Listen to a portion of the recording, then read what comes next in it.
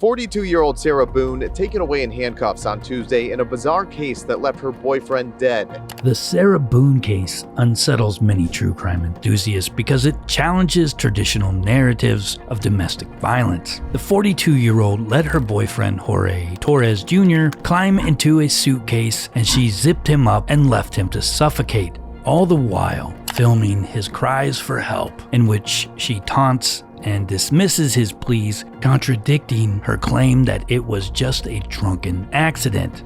Instead, it provides insight into a long-term pattern of psychological manipulation, control, and escalating abuse. Welcome to Timeless Mysteries. Please like and subscribe. Today, we highlight the lesser-known phenomenon of female-perpetrated domestic violence and the hidden struggle of male victims trapped in toxic relationships. Boone and Torres were locked in a cycle of abuse that followed a familiar psychological pattern: tension, an explosive incident, reconciliation, and escalation. The relationship never stabilized, it only worsened. Like many abusers, Boone alternated between cruelty and affection, ensuring her control remained intact. Victims of prolonged abuse often justify their suffering by focusing on those brief moments of kindness, convincing themselves that the situation can improve. Torres likely believed he could manage the abuse, enduring the pain for the temporary comfort that followed. A defining characteristic of such relationships is trauma bonding, where the victim becomes psychologically attached to the abuser through intermittent reinforcement. This bond forms when an abuser periodically offers love and reassurance, making the victim dependent on their approval. Don't touch me! What do you mean? As of this moment, and until I can get you out, I dare you. Yep, look at it.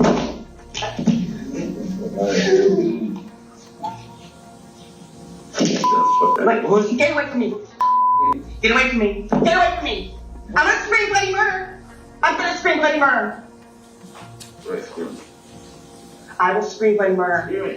Get away from me. Nobody's doing I'm anything. gonna hurt you. Nobody's doing anything. And you're filming it. Let me go.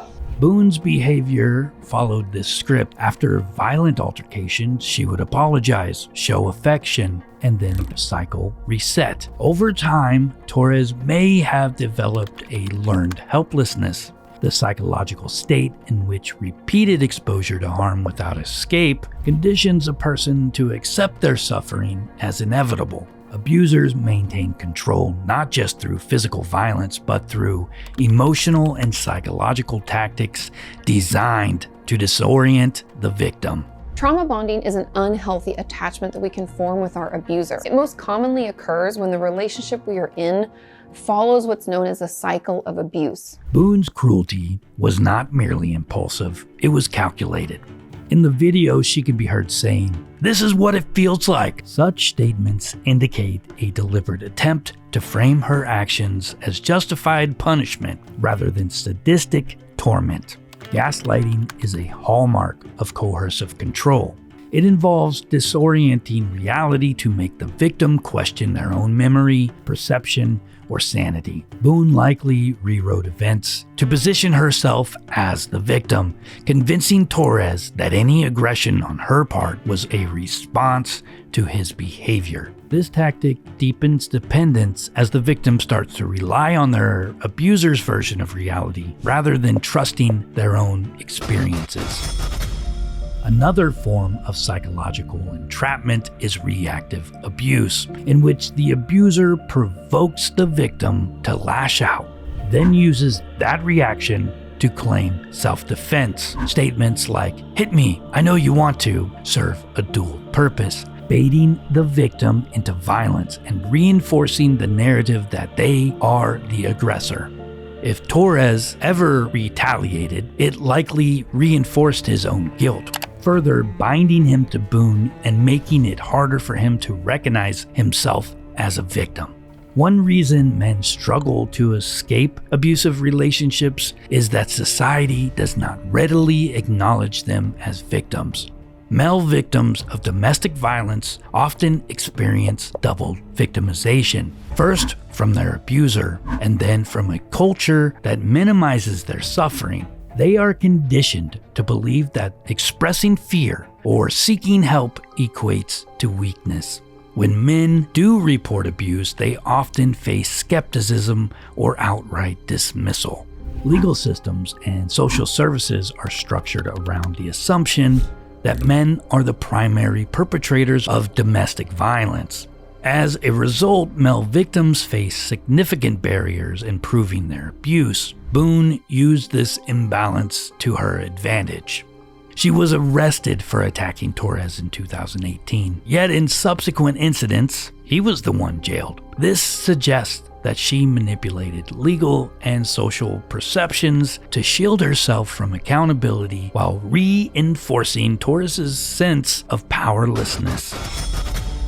For men like Torres, this societal bias leads to internal conflict. Admitting victimization can feel like conceding failure, so they endure mistreatment rather than seeking help. So I think a lot of times when men are victims, they face additional biases, and a lot of that has to do with gender norms. Boone's ability to manipulate this stigma kept Torres locked in a psychological prison long before she locked him inside that suitcase. The most disturbing element of this case is the apparent pleasure Boone took in Torres' suffering. The footage does not depict an intoxicated incident or an impulsive outburst. It reveals a woman deriving satisfaction from another person's distress. The laughter, the mocking, and the deliberate refusal to help all suggest a level of sadism beyond mere recklessness. Sadistic abusers experience a psychological reward when exerting dominance, particularly when their victim is most vulnerable. This control is the ultimate form of power, reinforcing their sense of superiority. Boone's decision to record Torres' final moments may have served as a psychological trophy, a way to relive and savor the moment of ultimate subjugation. It is possible that Boone had no intention to kill, only to humiliate Jorge. However, when the realization set in that Torres could not escape, she did not intervene. This reflects a mindset in which cruelty has become so normalized that even the prospect of death does not override the desire for dominance. The final stage of the cycle of abuse is often the most dangerous. The abuser, sensing they are losing control, escalates their tactics. In many domestic homicides, the victim attempts to leave or assert their independence shortly before they are killed. In this case, the culmination of Boone's escalating violence and Torres' inability to escape led to an irreversible outcome. Torres did not die because of a tragic accident. He died because he was ensnared in a psychological and emotional trap that made recognizing his abuse, let alone escaping it, nearly impossible. His suffering serves as a cold warning about the overlooked dangers of coercive control and emotional manipulation. The Sarah Boone case forces a difficult but necessary conversation about the reality of female-perpetrated domestic abuse. Court pronounces sentence as follows. Ms. Boone, court sentences you to life in the Department of Corrections. Society's reluctance to recognize male victims allow abusers like Boone to operate unnoticed for far too long. The psychological mechanisms of trauma bonding, gaslighting, and coercive control are not gendered. They work the same way regardless of whether the abuser is male or female. Understanding these dynamics is crucial not for only recognizing the warning signs, but for reshaping societal attitudes towards domestic violence. Abuse does not always manifest as visible bruises. Often the most insidious wounds are psychological, inflicted in ways that leave no physical evidence but shatter a person's sense of self. By acknowledging this, we can offer support to all victims before they become a statistic.